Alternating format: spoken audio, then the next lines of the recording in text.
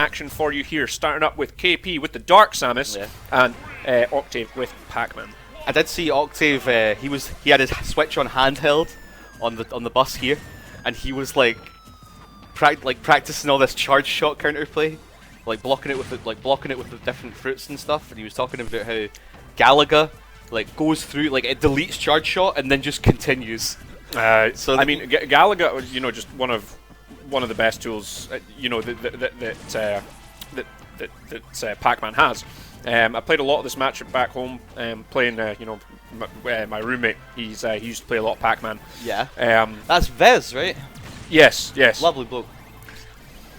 You're here to replace me. But here we go. I'll be passing you on to my lovely Lamer, Ali GGWP. I've got to go in game.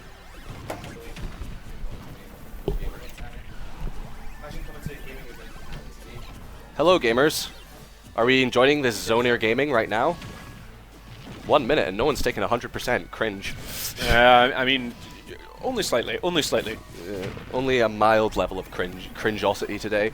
Absolutely, but you know, we've got Octave looking, you know, with a decent percent lead here. Working out, you know, Neem was just saying there that he was practicing a whole load of situational things on the bus, on the way up on the handheld Switch, just trying to figure out how do I deal with this charge shot, man. It's terrifying. The charge shot is it's such a literally it's a central tool of Samus's kit, and you just have to deal with.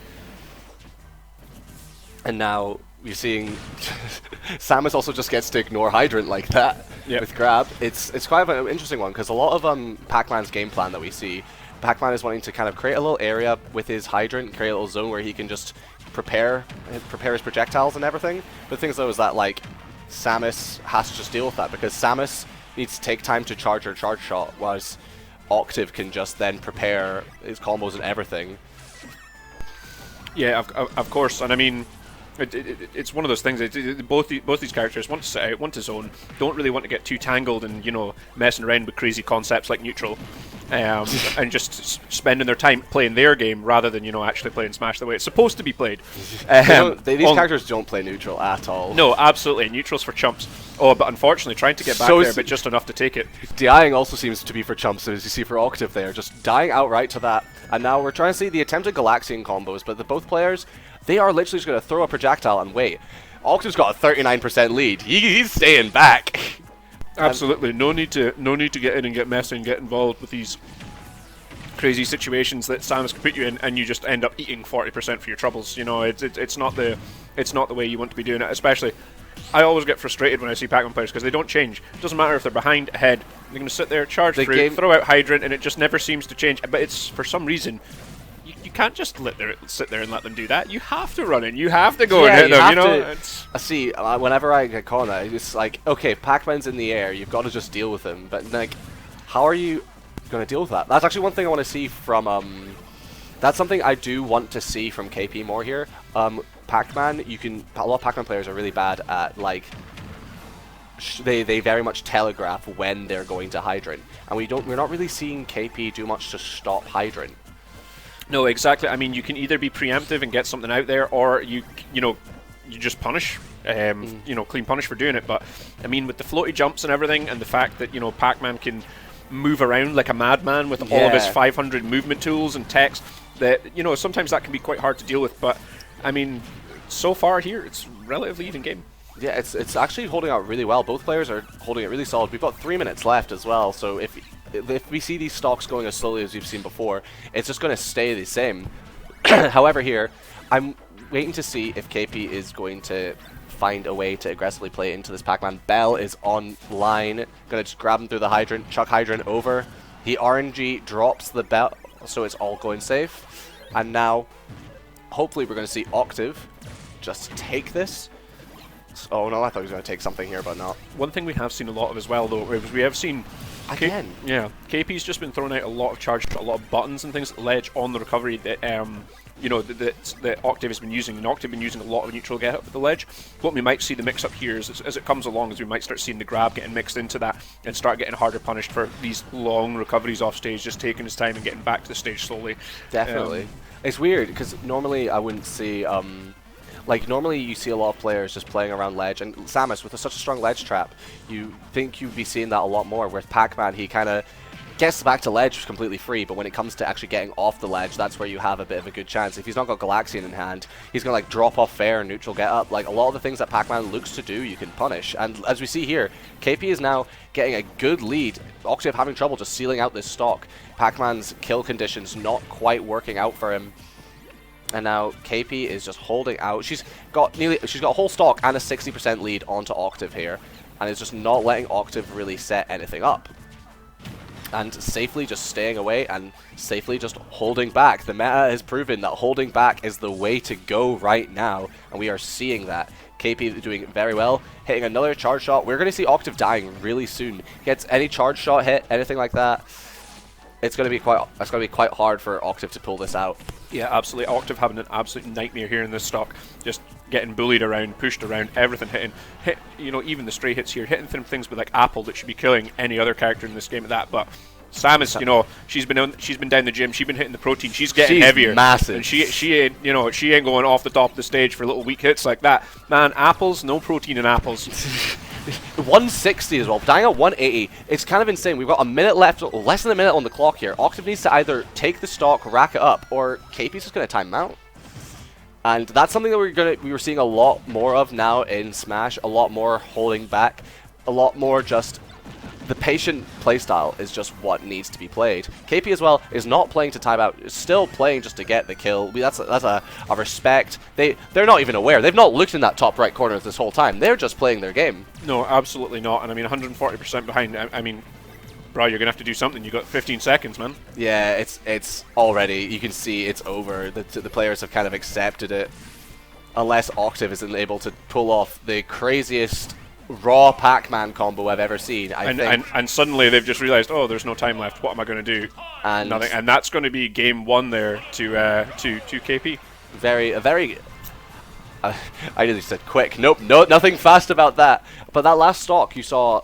I think KP finally was playing around, because it was very even the entire game until KP started following more with just playing safe, playing back, and not fully committing to things. The less that KP was committing, the less openings Octave was getting. It's a very simple one-to-one, isn't it? And this is where you see the drawback of these projectile-based matchups, where it's two characters that want to play their own game. They don't want to get too involved in brawling things. And once the character that has, you know, that better neutral game, or if that's the way you want to look at that, you start to see, you know, the character with those better tools, those better options, in this case Samus in reality, be able to do that.